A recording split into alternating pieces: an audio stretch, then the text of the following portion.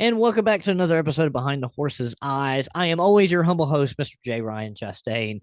Joining me today, literally two of my favorite people on the planet.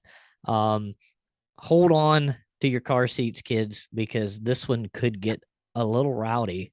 Because me and the rare buckaroo, Mister. Oh, I am so sorry, It doesn't matter. Mrs. Sarah Waddell and Jessamine Rice are joining me. Jessamine's kind of refereeing because this was going to get out I'm of gonna try to hand. keep the bees. Yeah, we're gonna see how that works. But how are you guys doing? Doing pretty good. I'm Good. ready. Doing all right. It's been a long day of Yeah. horsing today. So Jess, if you don't know, I got a comment today from Sarah, and it was just on a video, and it says, "Podcast immediately about this." That's awesome. And you know, I'm used to Sarah being pretty matter of fact and to the point with me. I was like, she's upset. And I'm going to explain exactly why her and I are both upset. It seems like right now there is just a rash, and I would love to just say it's misconception, but it's just outright lie. When it comes to Mustangs and management right now, and I mean, all three of us are witness to it. And I'm just to the point. It gives me a headache. One post I think literally gave me a disease that I can't get rid of just by reading it.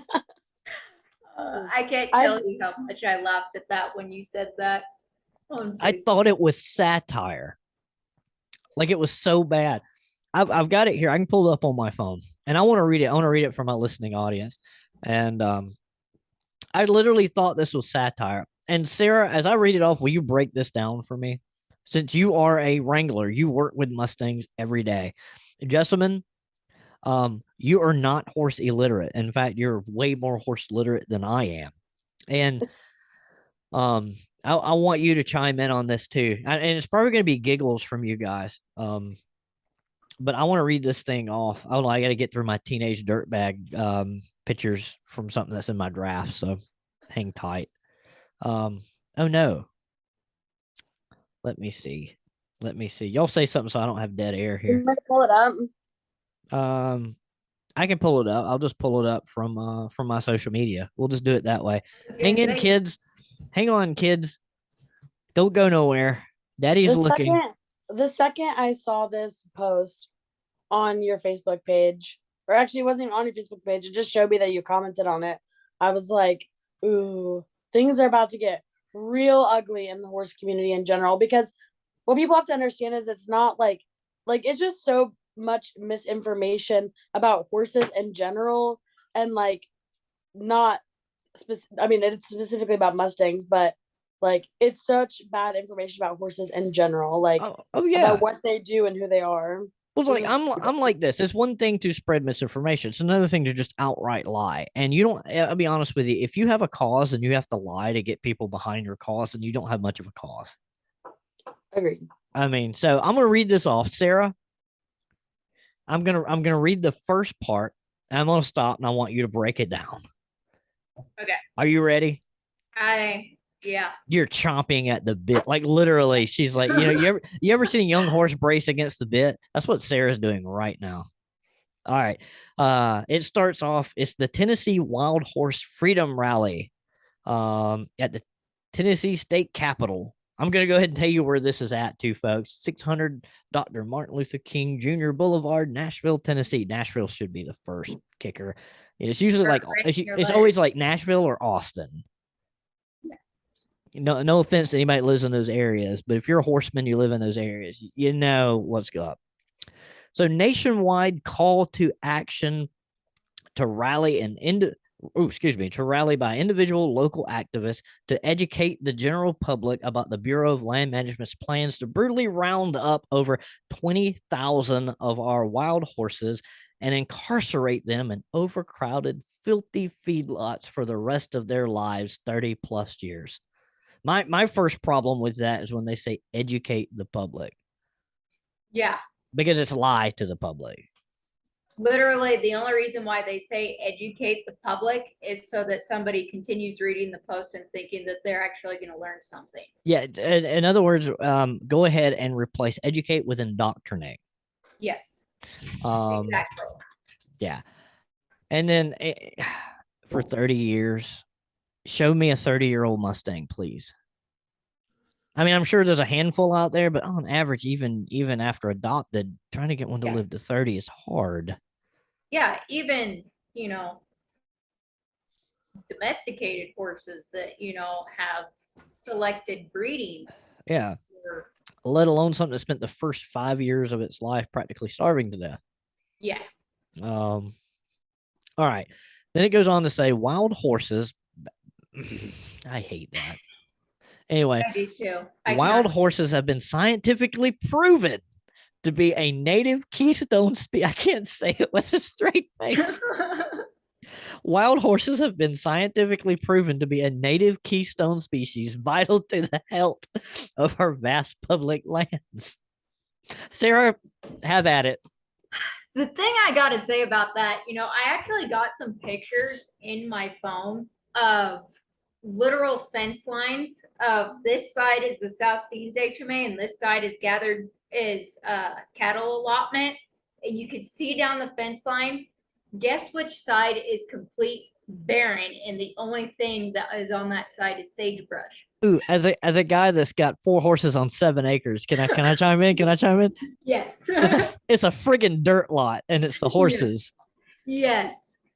And that absolutely drives me insane. They're like, it is proven that they benefit the land. That is not true. If you drove 10 miles into an HMA, you could sit there and look at the ground and you could say that this is going to take 10 years for this ground to recuperate on its own. Well, and not to mention, some people do a lot of harm by taking and throwing out some square bells to these horses. And the reason they do that is because now those horses are now spreading invasive, non-native species of grass. Yep. On our range, our protected range. Yeah. I mean, it's so funny. We were, my friend Lauren and I, we went on a 2-week trip out in Virginia, and you could see, like, I mean, they have the big open rolling hills out there, and you can see, like, side by side, 2 fields, one that has cattle on it and one that has horses on it. And it is, the one that has horses on it looks terrible. Like, I mean, they have plenty of grass for what they have. And then the one that have cattle on it is like the most beautiful grazed field you've ever seen. It looks like they've probably bush hogged it every day. Yeah. And as a guy who grew up with cows, and as a guy who's got cows now, where my cows are, there's still 3 and 4 inch grass after they've gone through that area. Because if they can't grab it with their tongue and pull the top off of it, they can't eat it. They don't have top teeth. Right. So they go on, which is the same thing. The animals that used to be on these open range are bison. How they treated range. They spread native grasses and they didn't bite it down to the ground. And that brings me to the other part of this I want to read is these horses are being removed and replaced with privately owned for-profit cattle and sheep that are destroying the fragile ecosystems and environment of our public lands and must stop now. Sarah, go. Oh, I have a lot to say about that because everybody I'm all ears. Everybody, when you sit there and say a rancher has a cattle allotment, everybody thinks, this $1 million Yellowstone ranch that doesn't need the allotment because they have, a 200,000 acre ranch or whatever. Mm-hmm. They don't need the cattle allotment. They have the land themselves. They're like, why did they need to use public land? They're billionaires. They make all this money. And I'm like, the average rancher is, they have a high net worth because of their cattle, but they are not rich people. No, on public lands. Yeah. Well, I always say that, and people always talk about farmers. Well, farmers must be rich because he's got $100,000 combine, and he's got a $80,000 truck, and he's got trailers and tractors. No, no, no, no, no, no.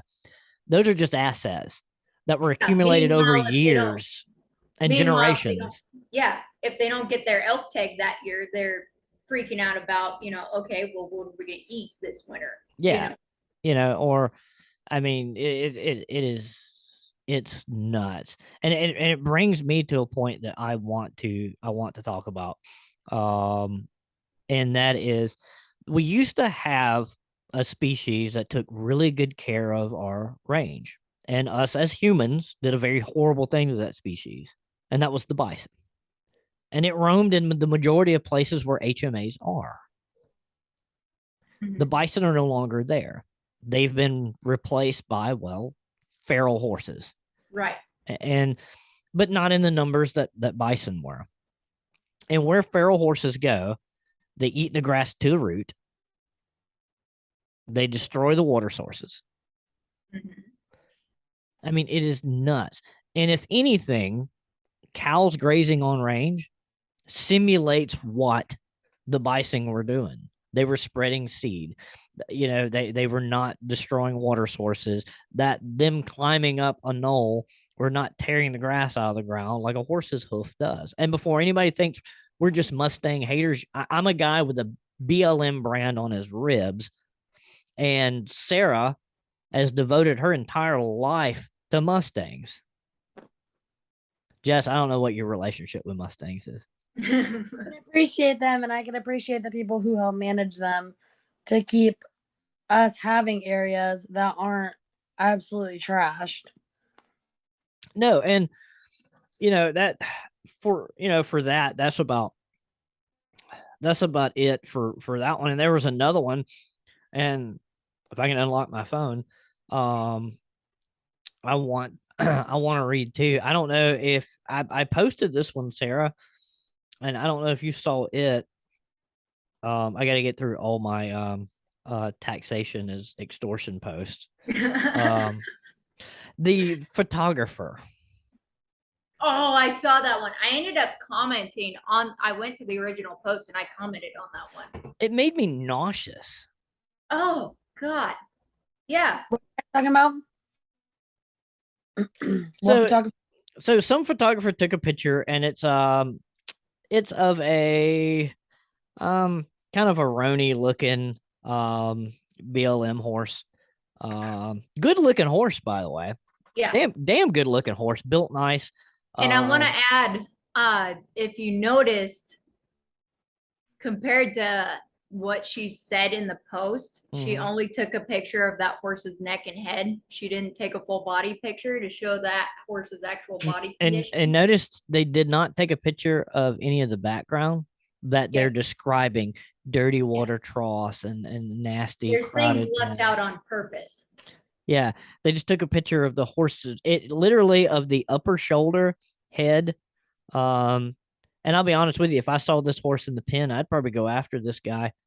Just by the looks of him, both ears forward, looks like making eye contact with something. So at least the gears are turning in there. They might not be going the same direction. They could be grinding against each other, but it happens. But yeah, so like this is, and they I love it.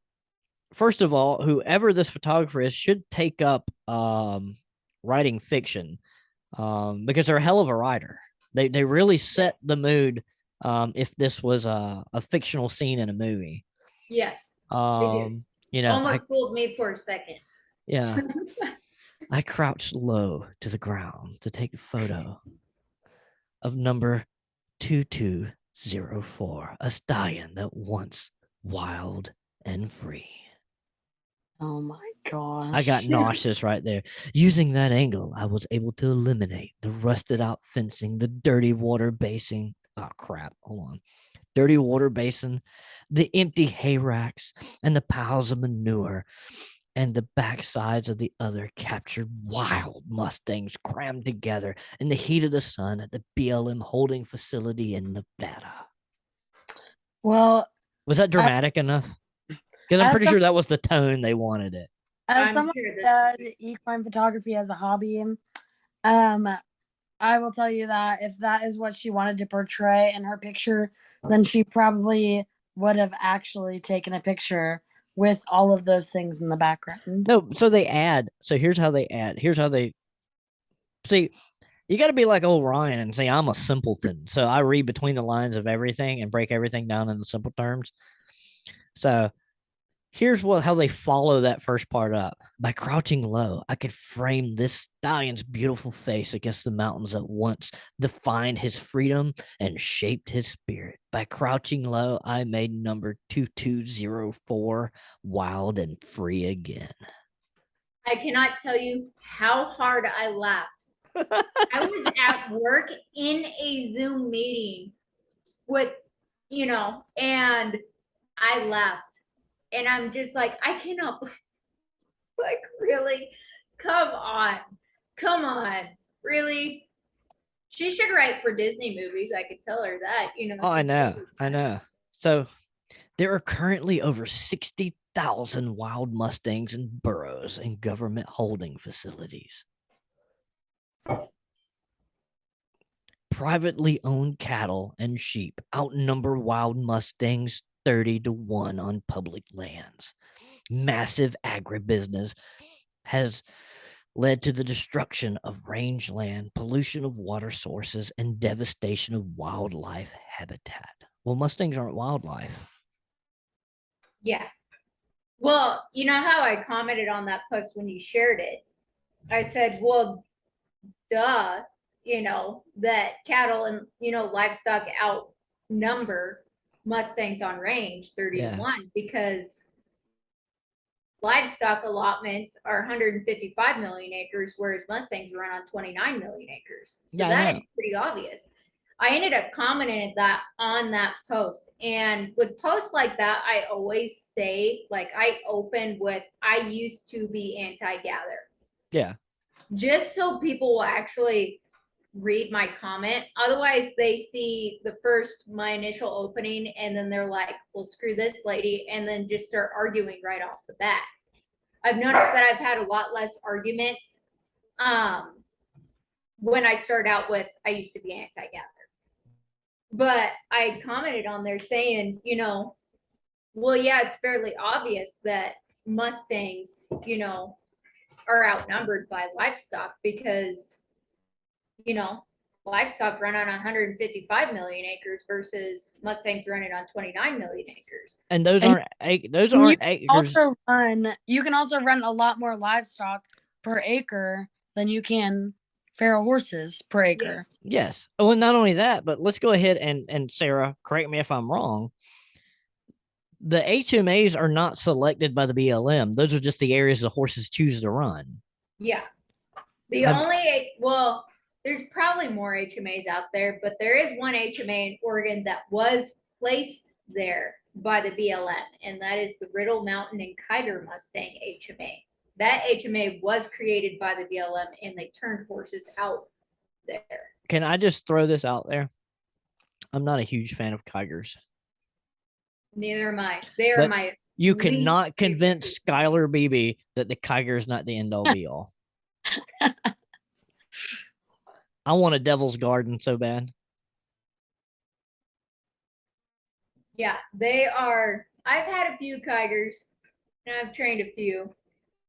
And anyone that has ever worked at the Oregon BLM will tell you Kigers are their least favorite HMA.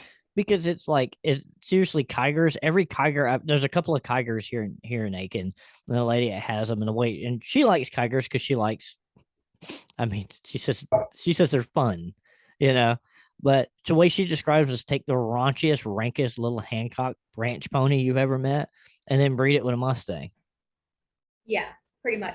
Well, the thing is the Kiger HMA, they selected horses from the Beatty's Butte HMA in Oregon with that dun factor, Grulas and duns. And you guys obviously know what happens when you breed for color, let alone when you breed for color and you turn it out and let it inbreed as well. Hi, my name's Appaloosa. I will take an Appaloosa any day over a Traeger. Yeah, the Appy people are just about to blow me up. The thing is with Appy people is they forget about the 80s. Yeah. Yeah. They so here's another thing that they added. First of all, they say, the BLM has the ultimate scapegoat for damage caused by privately owned cattle and sheep, and that's the Mustang, and that's we know that's just BS. But I did want to touch on this. So the American taxpayers fund more than 90% of the cost of commercial ranchers to graze their private livestock on public lands. No. I don't know where that money is going, but it's definitely not to the ranchers. The BLM does not pay ranchers No. to graze their cattle. In fact, they have to they have to pay for a permit. Yeah, they do.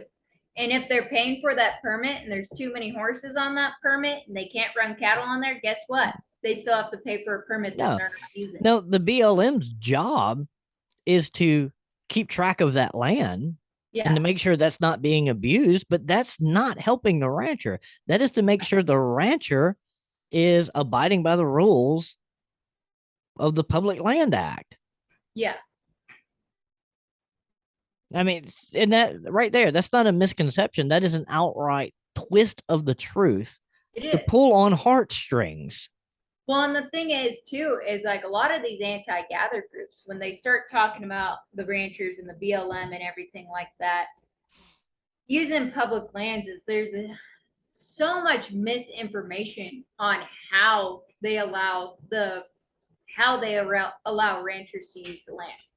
They never say that the land is monitored by the BLM. If they misuse the land and overgraze it, they get numbers cut or their permit taken away entirely.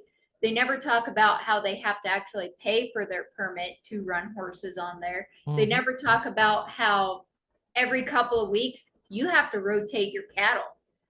They make it sound like that ranchers get to turn out 2,000 head of cows out on public land and leave them there for the summer and say, hey, we'll come back later and gather them, or when it's time to go to sell, we'll gather the ones we want. And let the BLM or the EPA find out that you're destroying a water source on that public land. I cannot tell you how many riparian areas with fencing that I've had to repair to keep cows out. Yeah. Because they do not want cattle in there in a riparian area with a water source. And, ranchers work really hard to maintain that land. A lot of people think that, they're just money greedy people. And it's like, if they were just to turn out 2,000 head of cows and not rotate them, that's not smart. Like, no, it's not just this giant pasture that you just turn them out in. You have to, every few weeks, 2 or 3 weeks, you have to rotate all your cows to the next pasture.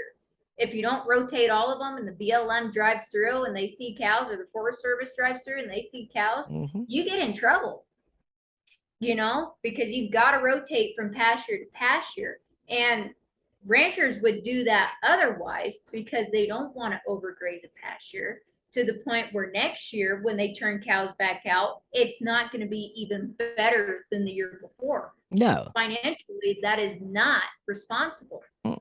So here's something. So here's the next part. And I'm going to let you go off on this because you've made a video on it. I asked for the pictures recently. And I'll just let you take this because I know you've got a lot to say. The BLM will tell the public that there are too many wild Mustangs and there isn't enough food for them and they need to be removed for their own good. The BLM won't tell the public that millions of privately owned cattle and sheep are taking the place of federally protected wild, I hate that word, Mustangs. Every time I see something like that, drives me absolutely. Are we being snarky? I have to ask. No, I don't think so. I think that it's just absolutely ridiculous that people can spread like such blatantly wrong information. If this was Australia, they'd be issuing hunting permits. Yeah. Yeah. It's just insane. Like I think that there's a difference between people being able to like tell their side of the story and going out there and spreading like very, very well known, proven wrong information. Oh yeah. Can we take a moment though to appreciate one thing? How punchy is this mustache looking? No one likes it. Punchy. No. That Sarah You're right. likes it. The part that blew me is away right there with that is that the cattle and sheep are replacing Mustangs. No, you can Google cattle and sheep permits map. Go to images, boom, there it is. Do the same thing for HMAs. Sarah, what happens when you compare those two maps? You actually see that in reality, they don't actually run in common that much. No, they Like I barely stated, overlap. like I had stated in that video reply that I did to that one lady a while ago, because she was talking about how I can't remember exactly what she asked, but I do remember the video that I made where I overlapped the maps and showed her in Oregon how much actually cattle run in common with Mustangs, Yeah. you know? And I told her, I said, yeah, livestock have 155 million acres. Mustangs only get 29 million acres. But let's compare just in Oregon, since I'm here in Oregon, the two on how much they actually run in common. And you could see that they really don't actually run in common that much. No. Which is one thing that I mentioned in that one that photographer's post where I said, So here's a question, if you don't mind. And I'm not trying to back you in, I do not make it a habit of trying to back anyone into a corner. And if I'm backing you into a corner, just say I don't feel comfortable answering that, and we'll leave it at that. What would happen? Let's say an HMA, a herd. Let's just say a herd. Yeah. Not so much a family unit. Several family. There are no family units. I know they're not. I love how people do that, and then they realize that what happens and what they're calling family units is children are breeding their moms and aunts and daughters and everything else before they're even 2 years old. Yeah, and then the patriarch is beating the hell, if not killing, his own colts. Yep. I mean, yeah, that's awesome. That's healthy. Oh, that's the natural way of things. No, it's not, because they're domestic horses. So, when you send a young, once domestic horse out on its own, these aren't Przewalski's horse. No. And even Przewalski's horse, we're not even sure if that's a wild horse. Yeah. But I mean, it's nuts. But what I was going to ask you is this. All right. Let's say a herd decided to really start getting into leased land. All right. They're spreading to that area. What would the BLM do? Would they extend that HMA? Or would they start rounding up? We would gather. You'd gather. Yeah. If they start breaking out of, going out of what their HMA is, we would do a gather on that.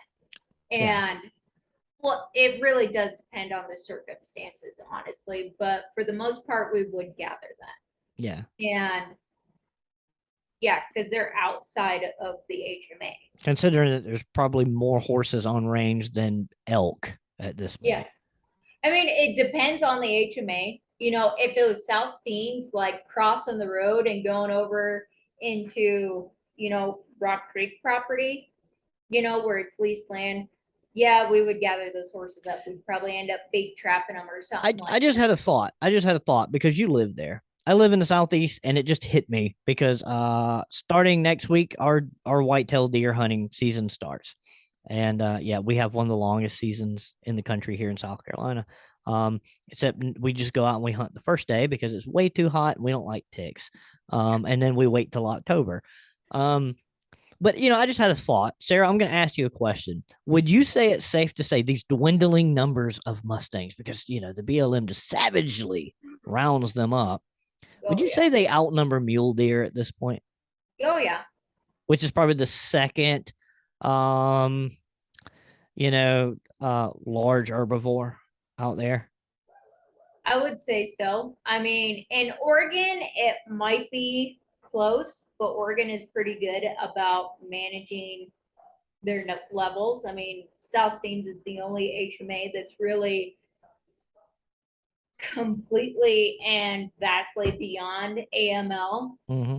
But especially in like states like Nevada and Utah and Wyoming and stuff like that, Yeah. I would say so. So Mustangs outnumber them, even though they're dwindling. And we won't have none in a couple of years, according to some people. But yet we issue hunting tags for mule deer. Does that make any sense? No, it doesn't. It doesn't to me We at also all. issue tags for elk, which there's probably fewer number of those than anything. Now I'm a deer hunter. Yeah. You know what I'm saying? I mean, we are the number one predator now, because unfortunately most of the predators and most of their competition is now gone. Their other competition being the bison, large numbers of elk, and large predatory cats and wolves, which we have basically hunt to the point where they're a non-issue for large herbivores. Yeah. We have that on our conscience, and we should feel bad about that. We should not feel bad about trying to protect our native species now, considering we are the apex predator. We should feel bad about allowing feral horses to replace mule deer and elk. Right. I mean, am I wrong? Am I crazy? Does it sound like No. I hate Mustangs by saying that? No, you're not. I completely agree with you. I mean, it doesn't make any sense to me that Mustangs should be protected like an invasive or like a extinct species, even though they're completely not, I mean, vastly even past being extinct. Because, like, you have to have 2,500 adult or mature animals on range to qualify it as extinct. There's an estimated over 80,000 Mustangs on range today. They're Yeah. not even remotely close to being extinct. No, I would say a healthy number, and with all the HMAs, a healthy number is less than 15,000. Yes. I mean, that's just off the cuff. I don't know. I'm not a professional in this industry like you, but I'm just equating it into wild animal and being a hunter and quasi conservationist. 15,000 is a healthy number on the acreage, in my opinion. Yeah. And speaking as someone who lives on the other side of the country, not close to anything wild Mustang related, it's amazing to me, like, the amount of people who think that Mustangs are very far few and in between. You know what I mean? Like, over here, I deal with a large population of people who bring their children to ride horses or etc. And they, I've heard many people make comments like, oh, well, they don't really have they don't really have feral Mustangs anymore, things like that. And so when people post things like you saw on, that we commented on Facebook, like, there's so many people out there who just believe that. And it's crazy. And it was interesting to me before we started the podcast. You guys were chit-chatting a little bit about how rapidly they are growing in numbers, like close to 20% a year. And the fact that they are an invasive species and they do ruin the land and they're increasing by 20% a year, if we were to let them go, there would be no hunting of anything other than, horses eventually. Yeah. Yeah, seriously. I mean, it would get to the point where the BLM could no longer control, this is just me thinking out loud, that the BLM would probably no longer be able to contain it. Somebody like It's already to that point. Yeah, and federal Fish and Wildlife would have to step in and it would get to the point where either it would be cull or hunting permits. Yeah. It would be like Australia with the Brumby. People love the Brumby, but people in Australia also realize that, yeah, hunting permits are a good thing because they can't adopt out all the Brumby. Yeah. And I always invite all the people that are anti-gather, anti-this, say they're crowded and this, that, and the other, go adopt 5. I mean, if you want to do something, go adopt one. Give one a home. Yes. Exactly. And even if you can't adopt one, sponsor somebody. Sponsor somebody. TIP program. Sponsor Mustang Heritage Foundation. Even these, and I'm not a huge fan of them because they ruin it for the average person to be able to adopt a Mustang at $125, I think it is now, is these Mustang sanctuaries that get on the online corral, and they will seriously take in donations and spend, I don't know, $11,000 or $12,000 in donations getting one horse because of the color. Don't even get me started on that. They're not, and people keep giving these people money. Yeah. They're not a sanctuary. They tug on people's heartstrings, and these sanctuaries will quote unquote work in coalition with the, whatever corrals, so that they're very articulate and careful on what they post and what they say. Yeah. Because they want it, borderline anti-gather, anti-BLM, but at the same time, they don't, if someone says an anti-gather or anti-BLM comment, they don't defend the BLM. They imply it, but it's not said. Yeah. And so, because they don't want to lose people, they don't want to lose donations to bid $15,000 on a 3-year-old blue roan that was separated from their family. You never see these sanctuaries. And you know what? There may be one out there. And by God, if you're one of these sanctuaries or rescues and you do this, then more power to you. I applaud you. I will send you money. But you never hardly see any of these sanctuaries bidding on the 15-year-old with the bad confirmation. No. That it will spend the rest of its life in holding because it die on the range. It's close. If they make 18 on the range, they did good. Yeah. But you never see them bidding on that. World that's, like you said, 15 years old. Yeah. That's literally just a stick.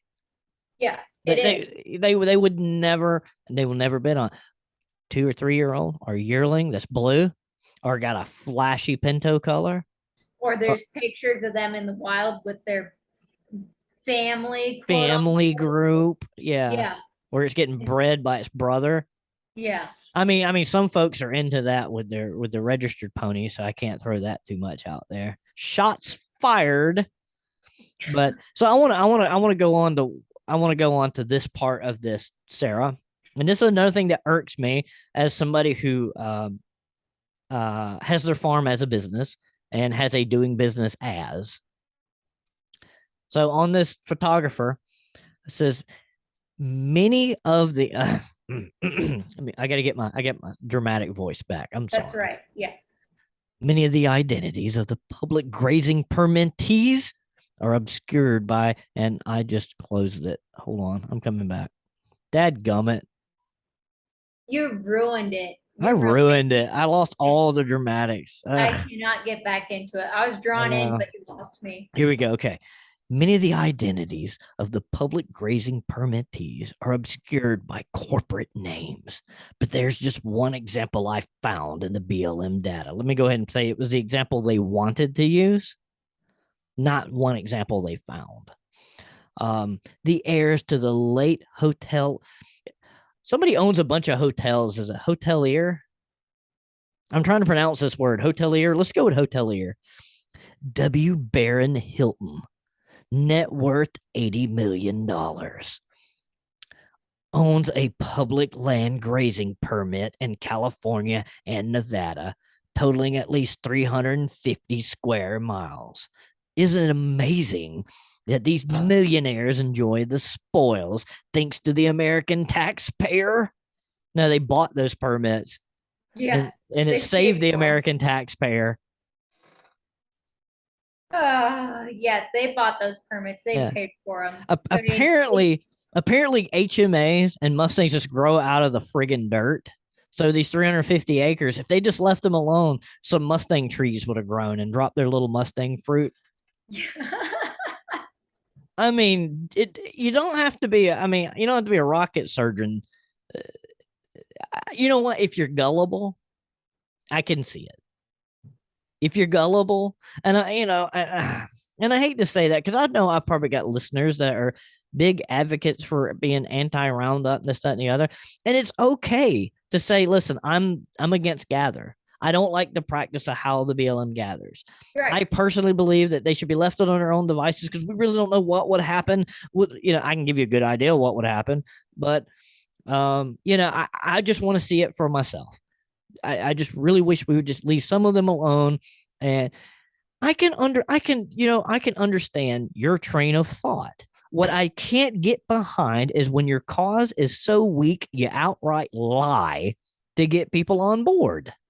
But the way that they get voices that loud are by getting people who may not really even, I don't even know if I would use the word gullible, because most of these people that are advocating for them are people who literally have no clue about horses in general. They rode a pony ride one time as a kid, or their niece's best friend has a horse and they like the idea of horses and have no clue, and they saw it on Facebook. Sorry, my corgi is That's running. okay. Vinny can do whatever Vinny wants. Vinny is literally has the zoomies. Oh yeah, and let me add, they volunteer. They volunteer, about 4 hours a week at the local SPCA in the cat room. Yeah. And so they just spam, like they'll find Sarah like that. No, I got a story to tell you from today. After. Go ahead, Jess. Go ahead, Jess. Sorry, my dogs are causing a catastrophe. Go ahead. I have pugs, so I fully understand. You heard barking and stuff like that here and there. It's because I have 2 pugs and a puppy right now I'm trying to sell. I thought you were trying to find the pugs' homes. Yeah. Ship me one. I grew up with pugs. I got one available. How much? He's my favorite one. Make an offer. Make an offer. I can't afford dogs these days.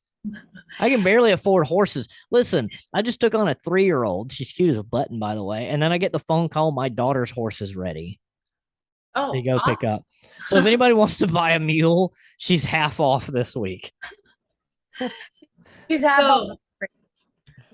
Somebody come take her. Somebody come get her. You know what? I might pin $100 bill to those big ears and just put her on the corner.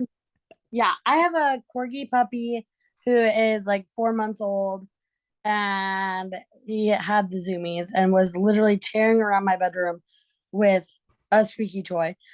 Then he ran into the baby gate and hit the Great Dane with the baby gate, and he freaked out and ran backwards. And so, for those that aren't going to get to see this, for those that aren't watching this on YouTube and you're just listening, Sarah's holding up the absolute cutest thing I've ever seen.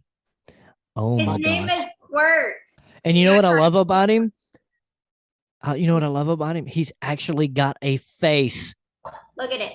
And not like all smushed up. Anyways. Oh, and a Vinny. Oh my God, I love corgis. Nobody hates corgis. If you hate corgis, you can just unsubscribe. Yeah. I love corgis. If you hate corgis, you got a problem and you need therapy. Yeah, corgis are awesome. And probably medication. So I do want to add one thing so I can close this out, and then can I tell my story real quick? Yeah. Oh, I'm sorry. Go ahead. So my boss got a voicemail today. He had done a interview yesterday with Oregon's Public Broadcasting about our plans for fertility control. Mm-hmm. And he used the word IUD. Oh, Lord. He had gotten a voicemail today. It was a lady. She was extremely concerned about the fact that we're going to be using IUDs in Mustang mares because her two daughters got IUDs and they ended up in the hospital within hours with extreme and excruciating pain.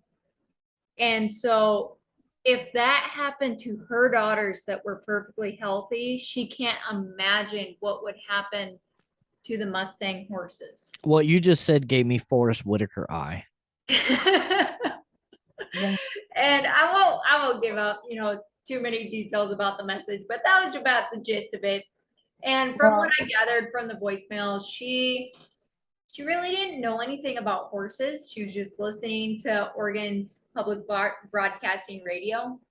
Yeah. And from her experience and her daughters receiving an IUD. So to piggyback on that, this is the closing remark, and it actually piggybacks exactly on what you say. And it says, it's time to know the truth and the reality behind the roundups. It's a hashtag, apparently, or probably one they just made. Is there an audible noise for an eye roll? I don't know. I have a headache from rolling my eyes and trying to be dramatic with this because I can't keep a straight face.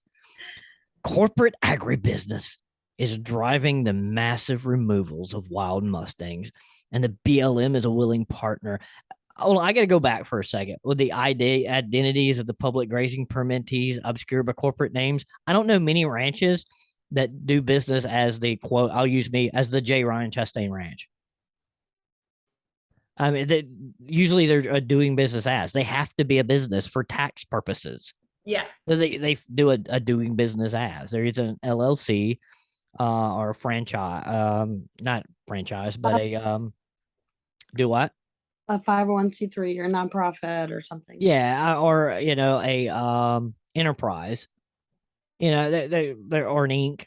You have to for tax. Your ranch or your farm is a business. You're not hiding who you are behind that business. You can Google that business and it will tell you exactly who owns that ranch or farm.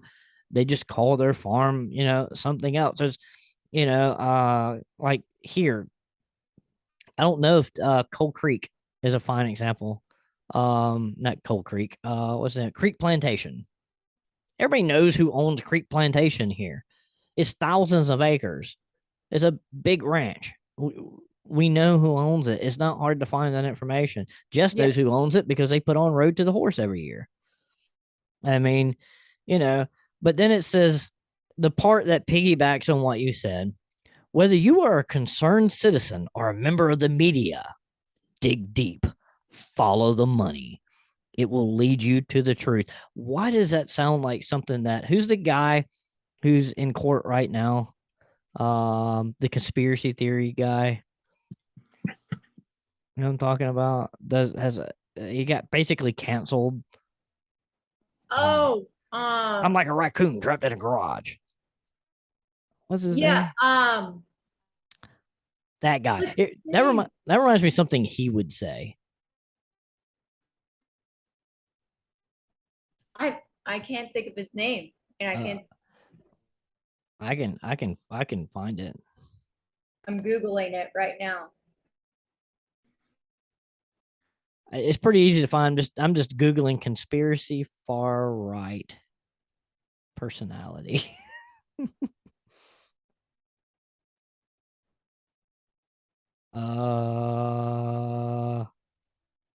This is awesome. I'm just getting a bunch of pictures of raccoons in garages. Yeah, I'm a raccoon trapped in a garage. Here we go. Joe Rogan. Is it Joe Rogan? No, it's not Joe Rogan. Joe Rogan's not really. I like Joe Rogan. I do like Joe Rogan too. I don't know why I was thinking Joe Rogan. I can't. What is that guy's name? Owns It's InfoWars. What is the guy's name?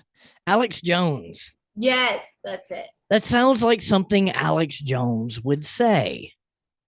Whether you are a concerned citizen or a member of the media, dig deep, follow the money.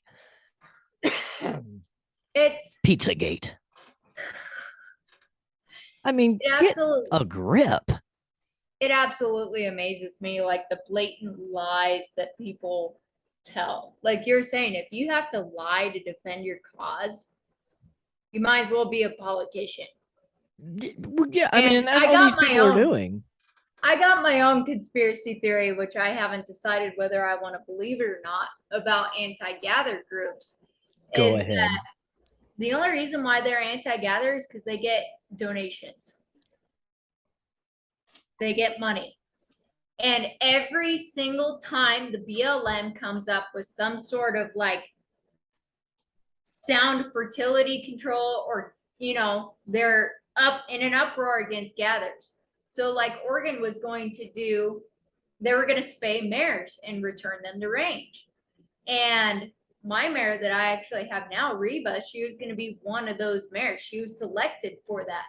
But it got shut down because anti-gather groups got PETA on board, and PETA freaked out. And we were receiving calls at the corrals saying that we were going to be ripping the ovaries out with rusty chains. And if you spent 5 minutes on Google on the difference between gelding a stud and spaying a mare, you would actually realize that spaying a mare is immensely more humane than gelding a stud. But what happens when you get fertility control that actually works and is extremely effective? You don't get gathers. And when you don't get gathers, you can't post anti-gather stuff. And when you can't post anti-gather, you don't get donations. And it seems like every single time the BLM comes up with an actual thing that will work, it is shut down by anti-gather groups. So Yeah. that you have to continue to gather. It's just, I feel like that's how it is with almost any cause for anything. Like, if you're trying to be actually helpful, like the people who are trying to actually be helpful just get drowned out by the people who want to have a say in something that they know nothing about. Exactly. You know what I really think it is, and it's it's a way to feel important. Yeah, it is. And just because one thing that we have learned in the last few years is you don't have to know anything about anything to have a say in it.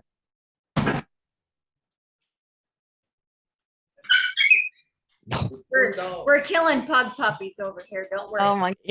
We're mean people. We want to cull Mustangs and kill Puppy. pugs. Kill pug puppies. I know we're horrible. We're horrible people. No, it absolutely amazes me, like the things that these anti-gather groups spread and like try to. And like one thing that I will argue with a lot of comments of people who are just online, the keyboard Karens with a Google degree, they'll start saying, well, I read, and they'll post all these articles, and I'm like, well, this is a biased article. This is a biased article. This is from an anti-gather group. It's from Mother Jones. Yeah. And one thing that I had started pointing out to people is that, have you ever noticed that the people that actually live like me within a driving distance, or they see these Mustangs on a regular basis, locals to Mustangs, they're all pro-gather. Yeah. Why? And it doesn't have to do with the fact that they're ranchers. Can I add something to that? Yeah. Most people that are actual horsemen are pro-gather. Exactly. Even though, and they'll sit there and go, well, how can you claim to love Mustangs and be pro-gather? I'm pro-gather because I love them and I want them to be on range, but I want them to be manageable and healthy and fat and live beyond 15 years old. Yeah. I always use the Cumberland Island horse as an example of what happens when you overregulate an animal. One thing that I say a lot to people too is like, all these anti-gather groups sit and post. They come out, they drive 8 hours from the city. They come out and snap a picture of a stud that is named because he's flashy, And And everyone is feeding him because everyone knows him. yeah. And, early June, May, when grass starts growing and they're fat and happy. But how come you never see pictures, anti-gather groups posting pictures of these horses when there's snow on the ground? I want to see them out there the first week of March. Yeah. Somewhere like northern Nevada. Yeah. And one thing I've started noticing a rise of lately, the anti-gather groups kind of grasping at strings, is they're using pregnant mares, heavy bred mares. The BLM is planning on gathering heavy bred mares during foaling season out on range. And I'm like, there is no freaking foaling season out on range. They're breeding indiscriminately. Yeah. Like, I can vouch as someone who works at the corrals and is in charge of sorting out pairs, I can say there is a peak foaling season in springtime. Mm-hmm. Can I go ahead? They have foals year round. Yep. So as a outdoorsman, as somebody who loves to hunt and fish, I can tell you, and as a horseman or as someone who plays a horseman on the internet, I can tell you right now that I will use white-tailed deer as an example because that's a species of actual wild animal that I know a lot about because they're tasty. And that is that they have ruts. And that is seasons when does go in season. And so we know when does are going to have babies and when to look out for them. Domestic horses and the descendants of domestic horses go in heat whenever there's a stallion that brings them into heat. I mean, this is not rocket science. No, it's not. Literally, like, I would say 99% of my counter arguments that I make on TikTok with people who are anti-gather, literally 2 minutes of research on Google to show them. All it takes is 2 minutes of research on Google to show. But they don't want to look at non-biased research. Exactly. They just want something that backs up their side, which is honestly speaks volumes for even the political. And I'm not trying to bring politics into anything, but the political climate that we're in the last 20 years is nobody wants to hear anything from the other side. They just want to hear something that backs up their own train of thought. Exactly. I mean, it's safe to say I think the three of us lean fairly libertarian more than anything. And if you look at the studies by actual fairly liberal institutions, which honestly probably makes up the majority of anti-gather folks. But you look at these institutions, these universities that are heavily liberal influenced, they all say the same things. Feral horses are horrible for the land. Yeah. So, I mean, that throws the other argument. I've been called everything from somebody said that you must have voted for Trump when I said that you can't just leave horses to their own device. I was like, what does that have to do with anything? And I didn't. I also didn't vote for the other guy either. Yeah. It doesn't make any sense to me. Like, I vote gold every time I get, it's no make no marks for me. I'll leave you alone. You leave me alone. That's my politics. Right. It's amazing. Like, I can't tell you how many arguments I've gotten in with people and they make a comment. Well, you must have voted for Trump, or you must. Why is I'm like, what's that have to do with the fact that we're arguing about Mustangs on range? Like, yeah. How about we look at a study? I always point them. And that's why I always use when it comes to like horse health and with the touchy feelies. I always refer to UC Davis because not only is UC Davis a ultra liberal institution, it's also probably the finest veterinary institution in the world. Yep. I went on a back trip with a lady from UC Davis. It was pretty, like, one of the top ladies. Yeah, I would probably get along with no one there politically. Yeah. But I appreciate every bit of scientific data that comes from that place. And I always show them, like, UC Davis has done studies on feral horses. You know what they say? Detrimental to land. Yeah. There we go. Nobody's saying eradicate Mustangs. Yeah. And then here's something else too, and it irritates me, is you can always tell who doesn't know their ass from a hole in the ground and is just speaking with emotion, because they just assume a Mustang is a Mustang is a Mustang. Well, Mustangs have been around for hundreds of years, and no, they haven't. Not all of them. The vast majority of them are U.S. Army remount horses and and former ranch stock that's just gotten out. There's very few of those HMAs that carry the Spanish lines. Yeah. And Kiger, to revert back to Kiger is the most well-known, one for having Spanish influence, when actually they're at like not even. Yeah. What about the herds that have gated traits? Are those Spanish horses? No. And like, anytime someone tries to accuse me and says, you just want them eradicated so you can run more cattle. And I'm like, you know what? No, I have a deep respect for Mustangs because, like you said, a lot of them are from remount, which built America. Yeah. Built the United States.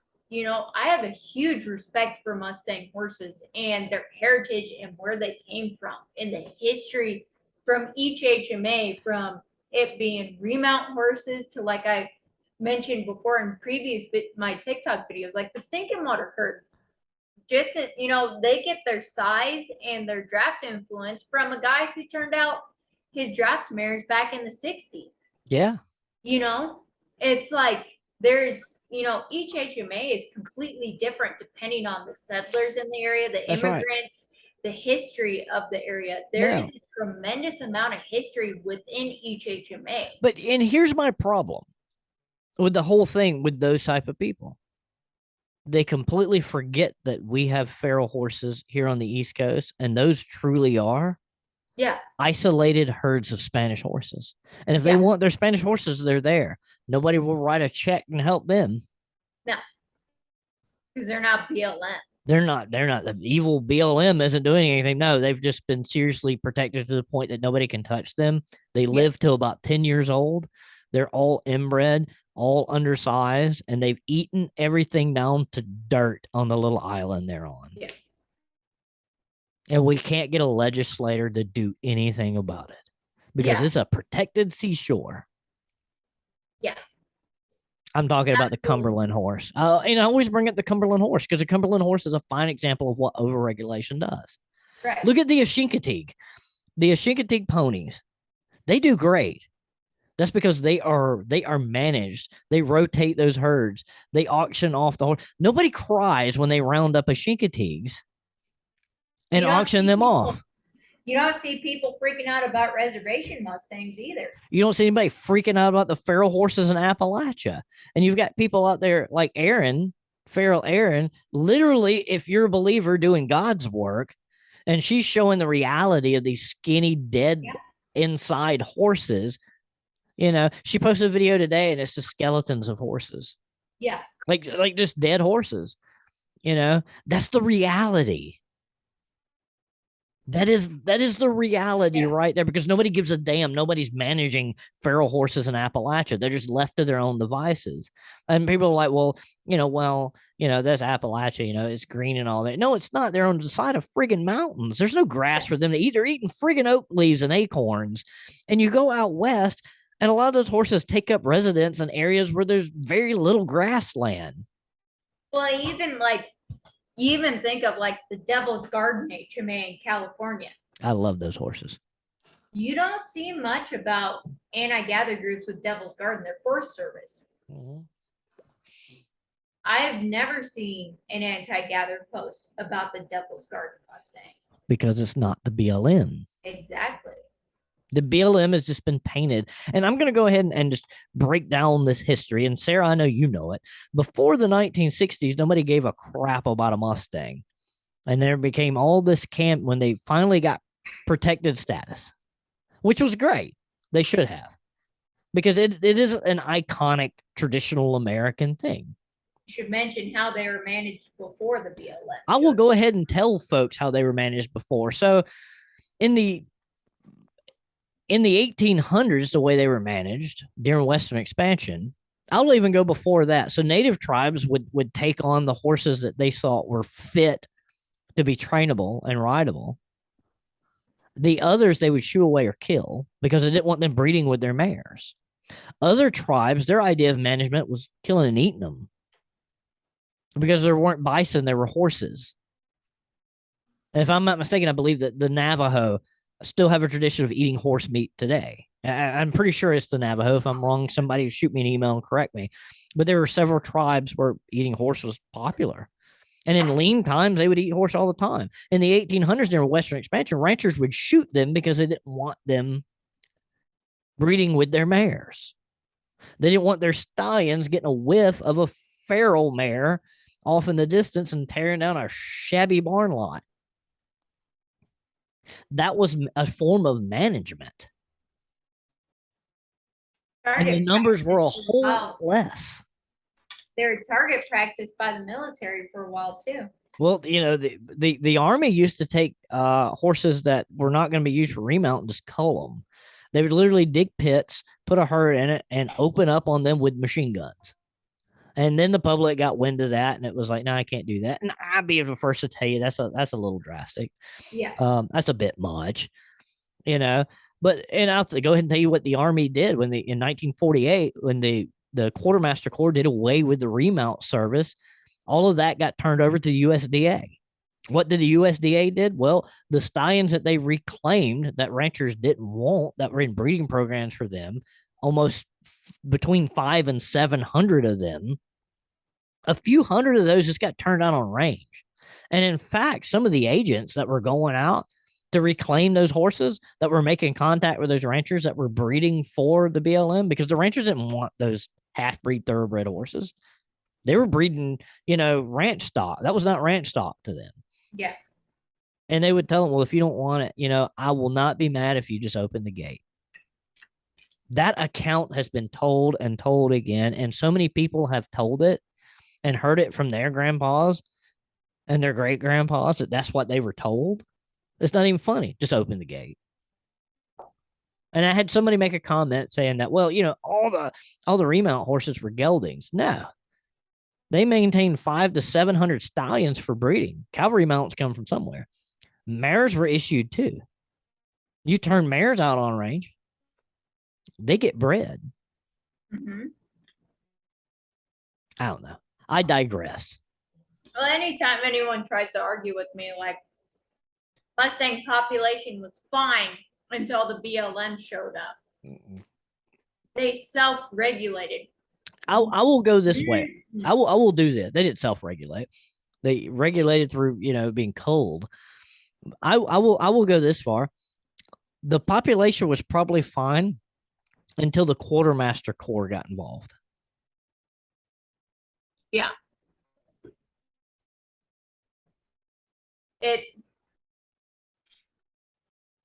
People need to brush up on their history, is all I gotta say. Me too. It's nuts. And I know we're probably going to catch a lot of flack. And a lot of people are going to say, oh, well, we're Mustang haters and this, that, and the other. And it couldn't be farther from the truth. We're passionate about them. And we're so passionate about them that we do want to preserve them. One statement that I usually make that I generally do not get an argument back for is when people try to argue with me and say that I have drank the BLM Kool-Aid, even after I've told them I used to be anti-gather myself. Yeah. And they'll sit there, you drank the BLM Kool-Aid. No, I didn't. But one thing I'll tell them is, like, first I'll point out the fact, like I mentioned earlier, is that how come you never see anti-gather people posting pictures of horses in the wintertime? No, how come there's never pictures of horses with snow on the ground? No, May and June, wispy manes in the breeze. Yeah. And then I tell them, I said, you know what, these horses, and I steal this from Western Justice all the time because they kind of coined the love to death phrase. Mm-hmm. And I said, these horses are literally being loved to death by anti-gather groups. Yeah. And the fact that if these exact same horses, like South Scenes, for example, were literally across the highway for where my husband works in the wintertime, people would drive by and they would be calling the police. Yes. And my husband's boss would be in prison for neglect. Yeah. Some of these horses do not even start gaining weight until they've been gathered.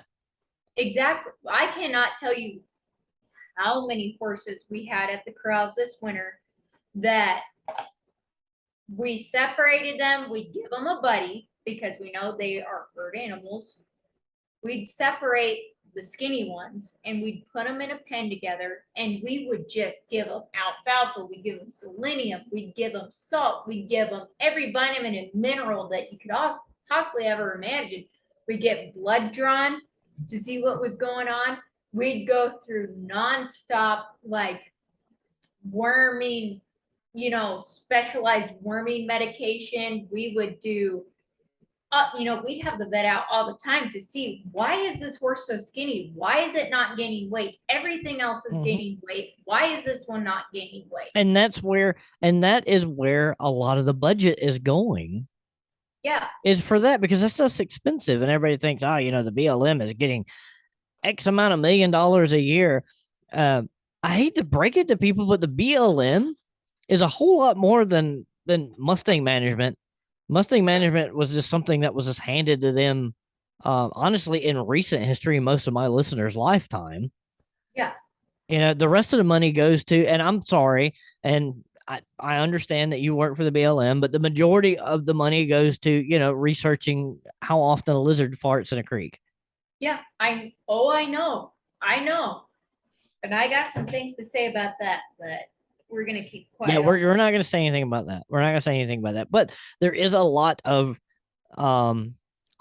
research. No, a lot of really good research that goes on our native grasslands. Yeah. And our public lands, about preserving that public land for the species that are there. So there is a lot of research that goes into those species to make sure those species can prolong to exist. I sit there and do a crap ton of research on something that you already know that completely devastates and damages the land severely. Oh yeah, I mean, it's already been proven. No, anybody that owns a horse will tell you, don't man, if you got a pretty feeling, put a horse on it. Yeah. I mean, it's just not. It's not. I hate to keep saying it, but it's not rocket science. If you own a horse, Yeah. How and the folks that own horses and are still, for what all these people are saying, I have to question you as a horseman. Do you have horses as pets, or are you a horseman? If not, what are you spending every year to keep that field of yours looking good? Because I'm spending zero and my shit's a dirt lot. Yeah. I'm spending more in hay than I really should be. I'd probably be a lot less for me to just lime and seed, but you know what? Apparently I'm stupid. I just buy hay. Yeah. I mean, well, this day and age it is. Yeah. Yeah. I used to pay $55 a bale.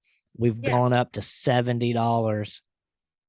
Apparently, I've been stupid the past year because I've been keeping my mare down here, feeding her, good grass hay. Yeah. And she's looked, ideal body condition. She's been fine. But if I went to riding her hard, she would lose weight pretty good. And then I freaking turn around at the feedlot where it's all weeds and barely any grass, and she's fat as a tick now. Yeah. So I've been stupid. So that's what I do with my cows. Like, I'll have like all kind of weeds and crap come up, and I'm like, you know what? This seems like a perfect place for cows. I always tell people, don't buy a goat. Go buy a bottled calf. Yeah. They do a better job, and they won't eat your little trees. Yeah. I don't get it. I really don't. It blows my mind. And and I know some people are going to walk away from this episode and go, wow, these people must really hate these horses. And it couldn't be farther from the truth. We love these horses, and we understand that management is what they need. And I mean, golly, and I hate to say this, Sarah, I really do. And I'm just going to say it. And it might just be the beverages that I've had over the course of this episode because we've run a little long. But it probably wouldn't even hurt to cull a few. It wouldn't. It would not. I'm a big advocate of something having a useful death than having a miserable life. Exactly. Exactly. And there was a book my husband read, and him and I were talking about. I can't remember whose book it was or anything like that. But he had helped with gathering Mustangs back. I can't remember when it was. It was kind of when it like first started and stuff. And he said, honestly, if you genuinely cared about these animals, the most humane thing you could do, put them down. Yeah.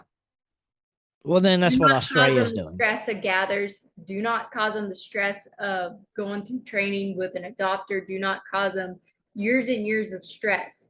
Even though, a lot of Mustangs turn out into be some pretty amazing homes and get taken care of. But honestly, the most humane thing to do without causing them stress, putting them down. Yeah. Well, and you bring up a good point there too, is that some do go on to really good homes and some turn out to be some really fine horses. Some really do turn out to be some really, you have Mustangs. Mm-hmm. I've had one in the past and it was a great horse. But for every one that turns out good, there's probably 20. I can't tell you how many we sent to long-term holding this year because either the fact that they were too old, or even the ones the sanctuary should really be bidding on. Yeah, the ones that the sanctuary that they could get for $125. Yeah, but no, they got to get the 3-year-old with a good. Let's spend $9,000 on a 3-year-old. Yeah, that honestly could have went and be trained. Yeah.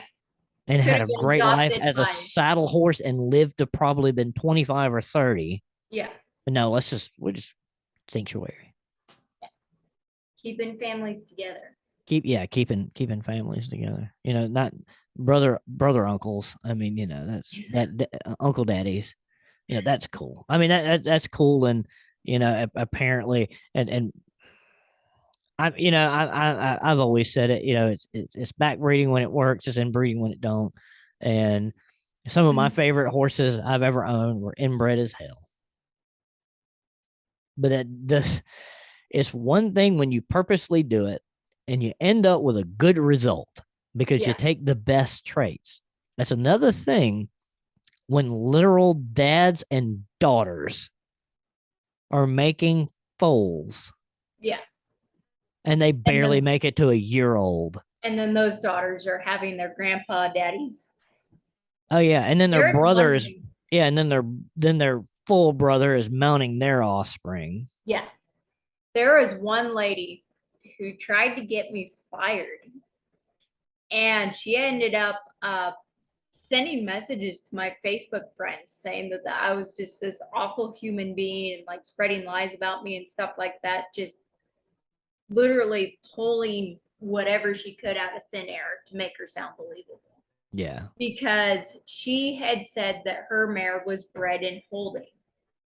And I said, it's like maybe 0.001% chance that your mare would have been bred in holding. She would have been bred outside. Yeah. Can I go ahead and say what the BLM says when you adopt a mare? Consider every mare you adopt as being bred on range. Exactly. And she said that was impossible because she wasn't even 2 yet and she was still with her sire. And I said, well, Mustangs inbreed. And she told me that Mustangs do not inbreed. And I said, humans don't even have that instinct.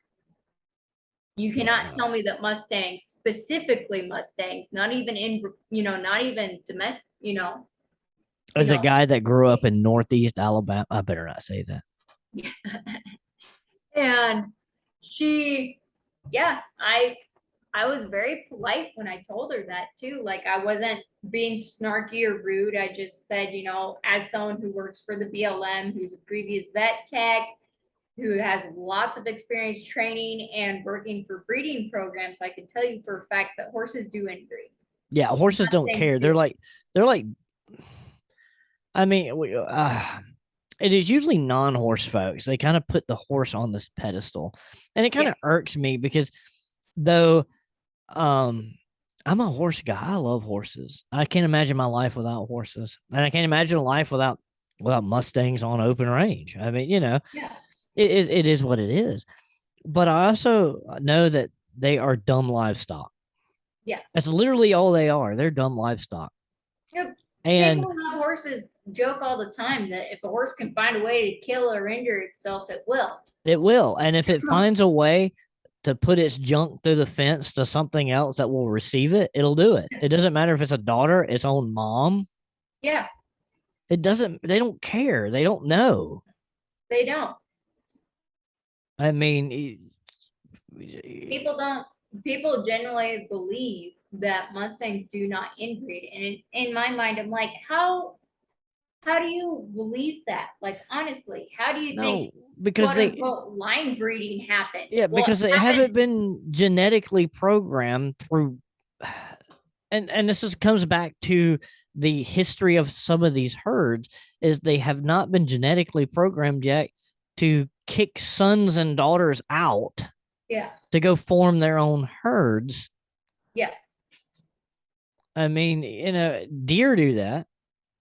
And then they'll fight for the right to breed with other does.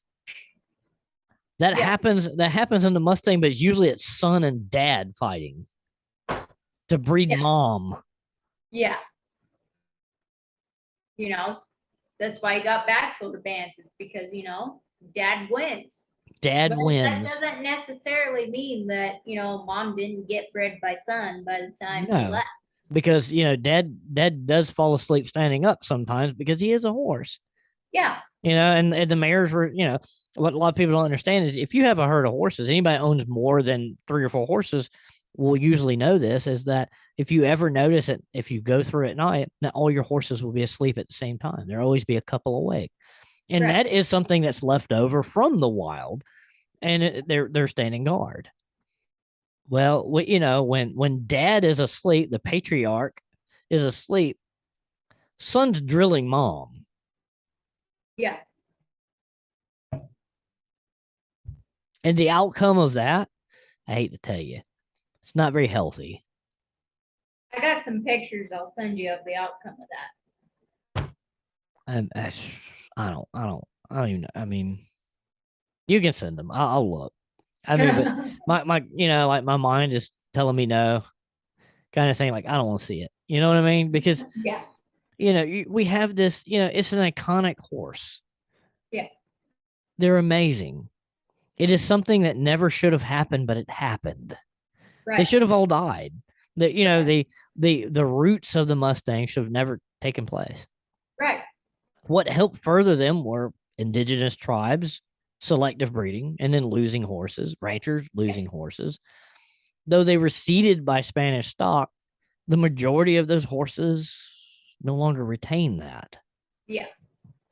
And it's hard to let people grasp, because they're like, well, they've 300 years, 200 years of natural selection. No, they haven't. Some of these are as recent as the 40s and 50s. Yeah. I mean, I can tell you right now that, Palomino Butte, South Steens, and Beatty's Butte here in Oregon, it could be as recent as last year when we gathered the Appaloosa influence. Yeah. Well, that's just like a lot of people, they were wanting to gather up some horses on an island in Alaska. They were a ranch that went out of business in the 80s. Their horses, they were turned out feral. They're gorgeous, by the way. Yeah. And That's because they still retain the majority of just being well-bred ranch stock. Right. They're pretty inbred at this point.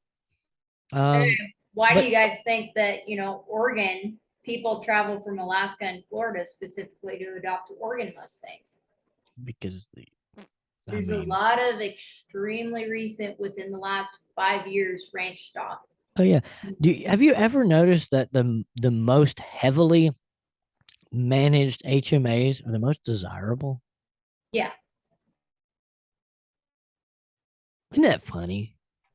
The ones that we specifically choose horses to return back to range, that we look at their conformation and temperament and attitude, color. The Yeah. ones we manage. Well, it's like the BLM just posted and it was awesome. They posted some great pictures. Oh, I don't know who their photographer was, but it was amazing. They just turned out a bunch of mules. And a bunch of people didn't like the idea that the BLM, the same folks that are anti-gather, didn't like the idea that the BLM were turning out a bunch of mules. But none of them had enough sense to know that mules are sterile. Yeah. Are mostly sterile. It's literally a 1 in a million chance that a mule and a mule will make a baby. And they couldn't wrap their head around that, even though it is rare, that wild burros and horses do mate, and mules are made. Yeah. And I think they turned out like 15 mules or something like that. And these people were pissy that they turned out 15 mules on range. Well, they're unadoptable for one because they're older. And I'm going to break this down for you. Somebody owns a mule. You don't want to work with an older mule. You think an older horse is bad? Imagine a feral ranged mule that's like 10 years old. Hard pass, my guy. There's a reason why there's the sanctuary in Texas specifically for mules, has a lot of quote unquote mustangs there. Yeah, I mean, I don't want no part of a mule stang. I got at the adoption event last weekend that we were at, the My Way Mustang Madness. I had a lot of people asking me about Mustang mules. Like, they're like, what are they like? And I'm like, well, they're pretty rare in Oregon because we only have one HMA with burros here. Yeah. But there's a reason why the last gather for Warm Springs, when we did get those mules, Mustang mules, that they all ended up at the Texas Sanctuary. Yep. But now here's something about mules that a lot of people don't understand. What people want to call family units, these mules will gather. Yeah. Because they can win those fights. Yeah. And you know what the great thing about those mules is? They're gathering up mares and they're keeping stallions from breeding them. Yeah. Because guess what? The mule can do it all day long and nothing's going to happen. Right.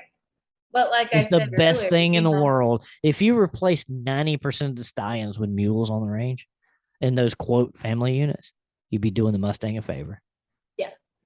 But like I said earlier, you don't have gathers, you don't have donations with, effective fertility control like that. Mm-hmm.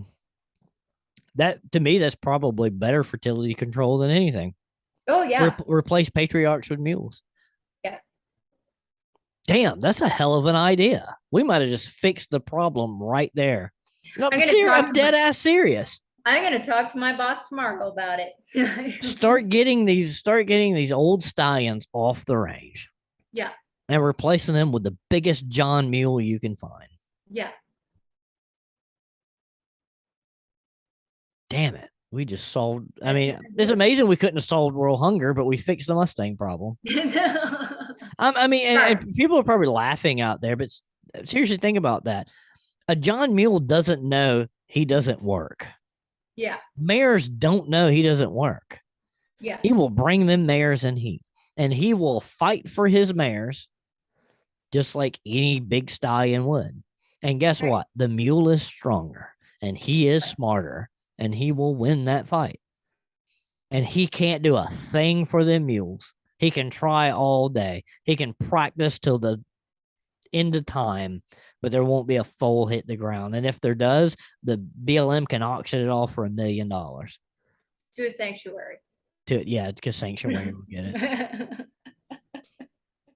Somebody out there is like running a Mustang sanctuary. They're seething right now. Oh, They can get over it. probably. I don't really care. I don't either. I'm So- known for being blatant and honest, and Nah, it was about time I had one of these episodes where I just, let the old perpetual hair down, yeah, and just said, I mean, I try, I try not to sugarcoat too much. And I know you don't either. But we do have, we do have a lot of folks that one look up to us. Yeah. And we have large followings that we don't want to lose. Yeah.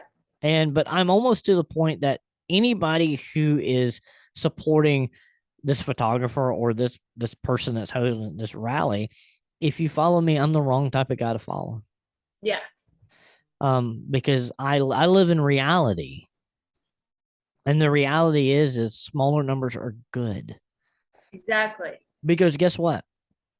Seeding Mustangs isn't hard. Turn a couple of quarter horses loose, mixed in with some thoroughbreds, and you got the same shit. Yeah. I mean, it's not hard. I get angry. I'm sorry. Well, I do too. There's a reason why I have access to my mom's Facebook account. My parents don't have Facebook. I'm glad my dad doesn't. Holy crap. My dad got his first smartphone about a year ago. And he was so excited that he got news. He goes, "You see this? Do you see this?" And he doesn't click on the article. He just looks at the headline. Yeah. And I'm like, "Oh, did you?" I was like, "What's the article say?" "I don't know. It just says this." And I'm like, God, man, boomers, man. Yeah. Sarah, it's been a pleasure. Well, thank you so much for As having always. me back on. I enjoy this. For those that are wondering why Jessamine Rice has been quiet, I got a text from her. She's like, "I can barely keep my eyes open." She was looking kind of tired. She's been under the weather. So Yeah. I'm happy she hung in there like a trooper as long as she did. So I am and too. for those that sent me messages wondering what happened to Jessamine, she's been real busy with work and personal stuff. So Jessamine's still the co-host of the show. But yeah. Tell her thank you for being on. I really appreciated her input. I sure will. She'll listen. She'll know. Her parents listen religiously. So, but I want to have a round table here in the future, and I want you, and I want Jessamine, I want Flo Sporgoner, and I want the rest of the round table, and I also want to get another Mustang guy on here, and that's Teddy Frankie. Oh yeah, I would love that. So I had Teddy on last episode. I love Teddy. Teddy's an amazing guy. He's pretty cool. He's like the most modest person to talk to. Is. To have accomplished everything. He's like, yeah, well, it's not, like nothing's a big deal to him. And I'm like, dude. His videos are an inspiration to me. His videos and your videos are why I've stopped being so snarky with my video replies and stuff like that. I'm like, you know what? Maybe I should actually be just like educational and not just a snarky brat. Can I be honest? I usually when I do those videos, when I'm replying to something completely stupid. Oh yeah. It's because I've had to record that video like 9 times in a row because it started off good and then ended up snarky as hell. Yeah. I'm a horse person. I understand snark. I speak fluent snark. Yeah. I mean, but I try to tone it down because I'm like, okay, here's the deal. You catch more flies with honey, Yeah, exactly. And I hate to say it, but at this point for me, it's a business move. It is. I mean, but Teddy takes it to a whole different level. Teddy just lives that life, and I don't understand it. Like, I need to be heavily medicated to be Teddy. Like, there's not enough Prozac in the world for me to be Teddy. Teddy's just like, well, I kind of get what you're talking about, but let me explain it a little bit like this so you get it. And I'm like, I would have blown the hell up. Yeah, And he's so eloquent. Like, Teddy is so eloquent. Like, I'm just like, like I did a video on something and then he added on to it. And I'm like, I'm just going to start just tagging Teddy Frankie. Like, I'm not going to answer this. Just Teddy Frankie, you do a video. Yeah, I'm just like, you know what? If I post a video replay, it's going to be bad. like when he did that video reply to that one girl about spade bits, and she was talking about like the grimace of horses' faces and like, Oh my God. and like I got cancer from reading that. and I had all these like a video lined up and everything like that, and it was, I wouldn't say it was super snarky, but you can definitely tell that there was some aggression. You could tell that it was And Teddy then I had saw- all Teddy could take. Yeah. And then I saw Teddy's video reply, and I'm like, you know what? I'm not even gonna try because Teddy covered everything Nope. that I could ever possibly imagine. I had thought about it, and then he laid it out like the way he laid it out was like giving a kid crayons and a coloring book, and it was color by numbers. And I was like, I can't compete. Yeah, that's exactly what I did. I was like, I thought I knew, but shit, I just learned something. yeah. Every time I watch one of Teddy's spade bit videos, I'm like, huh. Like And he, then I'm like, like you he know broke what? it. Yeah, he starts talking about framing the horse, and I'm like, shit, that makes total sense. When TikTok updated and we were able to repost videos, like I've just been reposting Teddy's videos nonstop. I'm like, all right, people follow me for spade bit education, but here's Teddy instead. Yeah, Teddy could seriously post a video of him eating a hot dog, and I learn a new way of eating a hot dog. Yeah. I mean, I just Teddy Frankie is like who I aspire to be. Yeah. I think most people do. He's just a genuine person. Yeah. He's accomplished so much, and he's just so humble about it. Like, oh yeah. Oh my gosh, like I thought I knew Teddy until I had him on, and I started going on the links that he shared, to advertise his business, and I'm like, all the different business ventures that Teddy is in, and I'm like, oh yeah, these are amazing. Yeah. Teddy should be a millionaire. He came and hung out with us for the pickup for Oregon teens for that Mustang challenge he's competing in. Yeah. And like I felt so bad because like I was busy working and I just wanted to sit and talk to Teddy all day long. Like that's all I wanted to do was sit and talk with Teddy. And I just felt so bad because like we had the halter horses, we had the load horses, and like I get to talk to him for a couple minutes at a time and stuff like that. And I'm just like, I wish I could just sit here and talk with Teddy all day. That's me. Like I want to sit down and have a beer and pick Teddy's brain. Yeah. On the other side of the token, though, I really want to sit down and have a beer and shoot the shit with JD Muleskinner. Oh yeah. And AJ. You know, AJ, what's it, Californio? What's his name? You know what I'm talking about, AJ? Yes, I know who you're talking about. Yeah. AJ Perry. Yeah. So like those two are like my speed. Oh yeah. I seriously think though me and AJ have the same sunglass collection.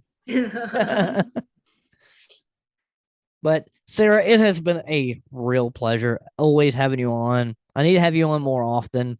Yeah. I would love it. I love these. These are great. I just love that. Especially since I'm horrible at podcasts. It's been like 2 months since I've done my own. I have like 20 in my drafts, but well, I love having you on because you are always a wealth of knowledge. And not only that, but I consider you a dear and close friend these days. Of course. And we share a lot of the same sentiment. So with that said, I hope you guys enjoyed that. We ran a little bit long, but we don't care. I'm just going to leave it in its entirety. I don't have, this is amazing because I don't have an entire episode where I don't have to edit anything out. Except maybe the pugs barking and us trying to kill them with no, I'm leaving that in. That just adds to it. So, but on behalf of me and Miss Sarah, the Rare Buckaroo, who you can find on TikTok as the Rare Buckaroo, you got anything else you want to plug? If I did, we'd go another 2 hours. So. Okay, well then let's not do that. But we will catch you guys next time.